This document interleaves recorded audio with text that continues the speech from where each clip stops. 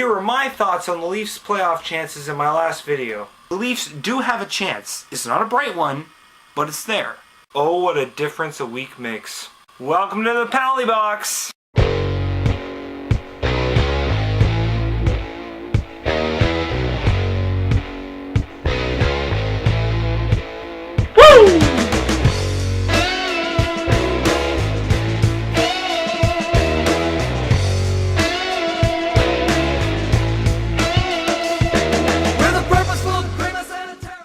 Well, let's talk about the obvious first. The Leafs continue their hot streak and win 2 of their past 4 games and now sit very close to a playoff spot. And while 2 out of 4 may not seem like a great record, let's consider who those 2 losses were to. Boston, who's certainly had our number all season long, and Phoenix, who's played on a hot streak of its own, going 7-2-1 in the last 10 games.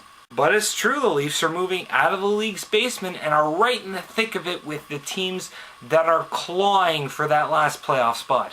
After Monday's victory, the Leafs were in a 5-way tie, sitting 2 points out of a playoff spot with a game in hand on Montreal, who was the holder of the 8th seed. But with the loss to Phoenix on Wednesday, we now sit in a 4-way tie, 4 points out of a playoff spot, with a game in hand on the current 8th seed holder, the Florida Panthers.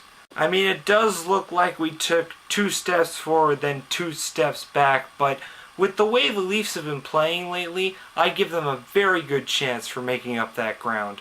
I mean, if those teams who are tied with us continue to lose more than they win, and the Leafs continue to pick up momentum, we could find the Leafs in a playoff spot sooner than we expect. Unfortunately, it won't happen this month. Our next 3 games are against Buffalo on Friday, Boston on Saturday, and Buffalo again on Monday.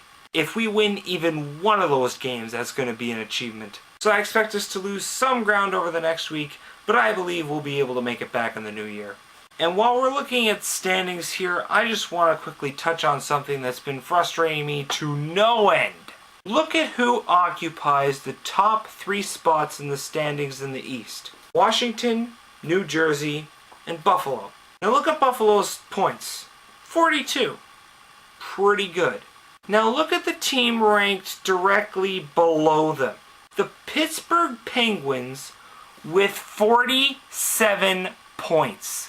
Why is Pittsburgh ranked 4th when their record shows that they're in 3rd place in the conference? This is why I hate the rule of letting the 3 divisional leaders occupy the top 3 playoff spots. Because then you have situations like this where a team that's 5 points better than the 3rd place team sits 4th in the standings. Or there was the situation of a couple of years ago when Washington was battling Carolina for a playoff spot. Washington eventually won out in the final couple of games of the season, vaulting it from 9th spot in the East to 3rd spot in the East, which also sent Carolina plummeting from 3rd spot in the East straight out of the playoffs in 1 game, simply because Washington was the best team in a really crappy division. It's ridiculous! Same thing's happening in the Western Conference too. Los Angeles, Colorado, and Chicago are the top 3 teams, with San Jose ranked 4th. Colorado and Chicago have 44 and 43 points respectively, while San Jose has 45 points. San Jose sits 2 points back on its divisional leader, LA, with 2 games in hand, and because of that, it's ranked 4th when its record shows that it's actually the 2nd best team in the conference. The divisional rule is garbage. Rank the top 3 teams according to, I don't know, their point totals? What a novel concept! And finally, on to the biggest and most important news of this week. The final roster for Canada's junior squad has been announced. On it are guys like Taylor Hall, Jordan Eberle, Braden Shen, Jared Cowan, and our boy Nazem Kadri. And I gotta say, this roster, although it does have some big names on it, is slightly less impressive than previous years. I mean, don't get me wrong, I'm very excited to see the tournament, but in the past we've had names like Johnny Taves, PK Subban, John Tavares, Sidney Crosby.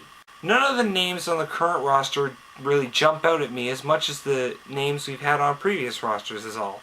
Still though, a very strong squad here, and I'm most excited to see Nazem Kadri play, even though he's likely going to be third or fourth line, and Braden Shen, who should have made the team last year. And speaking of cuts, highly touted prospect Tyler Seguin was sent home in the final round of cuts. Oh boy.